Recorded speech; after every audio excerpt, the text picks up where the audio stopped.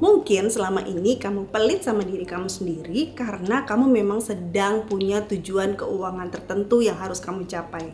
Jadi kamu mulai nabung nih untuk DP rumah, untuk membangun dana darurat, atau untuk sekolah anak, atau untuk dana pensiun, atau untuk melunasi hutang-hutang.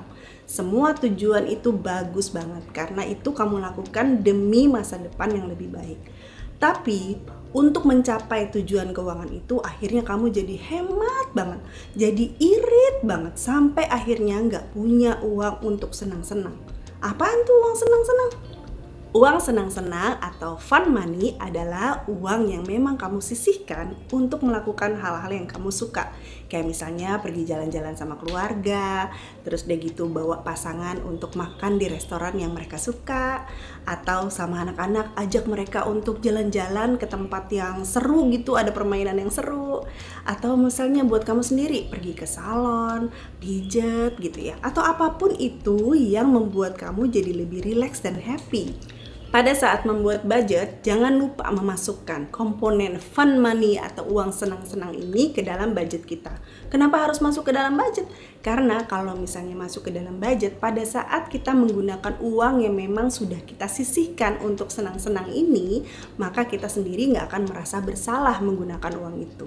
Kemudian kita juga nggak akan sembarangan menggunakan uang kita sampai akhirnya malah akan mengganggu tujuan keuangan kita yang lain. Kalau kita tidak menyisihkan sebagian kecil dari uang kita untuk senang-senang, ternyata malah lebih banyak efek buruknya loh daripada efek baiknya. Lah, kenapa?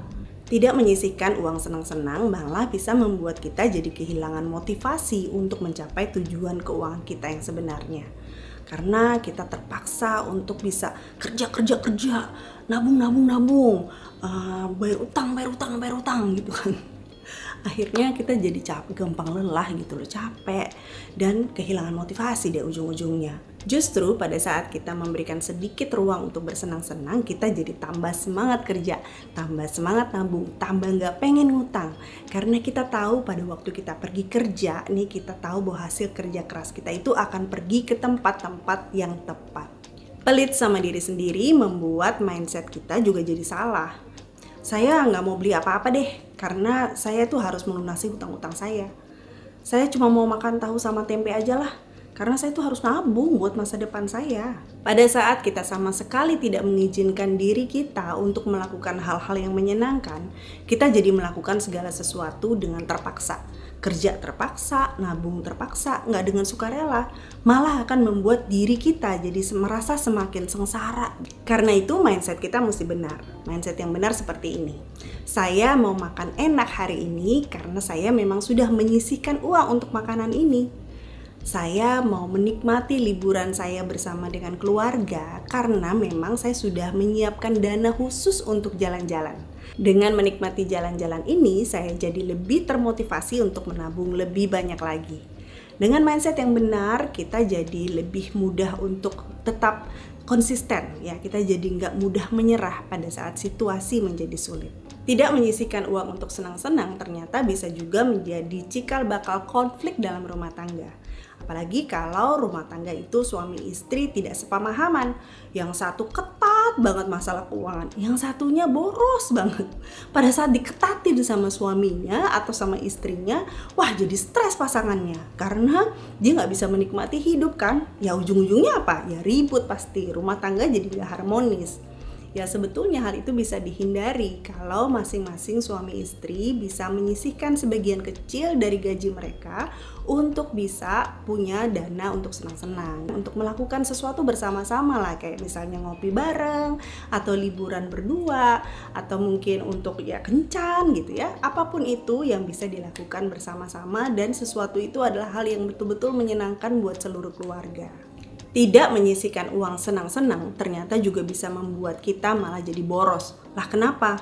Karena pada waktu kita tidak membiarkan atau memberikan kesempatan buat diri kita untuk menikmati uang hasil kerja keras kita, kita akan sampai pada satu titik di mana kita merasa kesel, merasa stres, merasa marah sama situasi, emosional gitu ya. Jadi membuat kita akhirnya jadi bersikap bodoh amat. Nah ini justru tidak baik kan jadinya. Uang yang sebetulnya sudah kita alokasikan untuk tujuan keuangan tertentu akhirnya kita pakai untuk belanja yang enggak.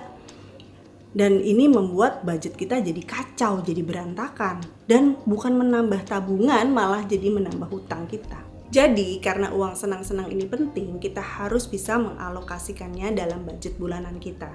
Ya, tapi yang perlu banget kita ingat adalah bahwa budget setiap orang itu beda-beda, tergantung situasi dan kondisi masing-masing.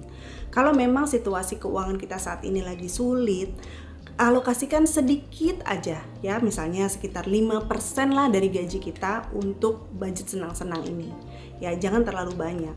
Kemudian kalau seandainya sudah ada beberapa tujuan keuangan kita yang tercapai, bolehlah kita gedein sedikit gitu ya, kita perbesar dana senang-senang ini ya, misalnya 10%. Atau kalau misalnya dana darurat kita sudah terkumpul, uang pensiun juga sudah terkumpul, mungkin bisa dibesarin lagi, nggak apa-apa gitu. Kita bisa meningkatkan lagi uang senang-senang jadi 20%. Jadi itu tergantung sih masing-masing kita. Tapi kita sendiri yang tahu kondisi keuangan kita masing-masing seperti apa. Jangan sampai dana yang disiapkan untuk uang senang-senang ini jadi terlalu besar banget gitu, yang akhirnya membuat kita jadi sulit untuk mencapai tujuan keuangan kita yang sebenarnya ya. Jadi ini harus hati-hati banget. Walaupun porsi uang senang-senang kita nggak banyak, kita masih bisa kok menikmati hidup kita ini. Kita masih bisa melakukan hal-hal yang menyenangkan. Seperti ini misalnya ya, bikin acara potluck sama teman-teman ya. Di rumah kita undang mereka datang, kemudian abis itu bawa masakan masing-masing ya, gitu kan. Bisa masing-masing bisa bawa makanan ke rumah, nggak memberatkan, dan kita bisa happy-happy sama-sama. Atau misalnya bikin anak-anak seneng, nggak harus pergi ke taman bermain, tapi bisa juga kita beliin mereka board game, terus buat main sama keluarga di rumah. Board game kayak misalnya Monopoly, atau Ludo, atau Halma, atau apapun itu ya, ular tangga. Apapun lah pokoknya, itu yang membuat anak-anak betah dan kita bisa ketawa-ketawa sama-sama. Atau bisa juga jalan-jalan menikmati alam. Banyak juga kan yang gratis, nggak harus bayar gitu. Bayar tapi mungkin nggak mahal, ada juga gitu.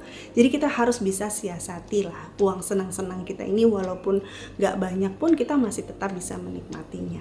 Jadi menyisihkan uang senang-senang itu penting karena bisa membuat kita jadi tetap termotivasi untuk bisa mencapai tujuan-tujuan keuangan kita di masa depan tanpa harus kehilangan kesempatan untuk menikmati hidup. Saya senang banget bisa sharing sama kamu hari ini. Mudah-mudahan apa yang kita obrolin hari ini bermanfaat ya. Kita ketemu lagi di video yang ini. Thank you for watching. Bye.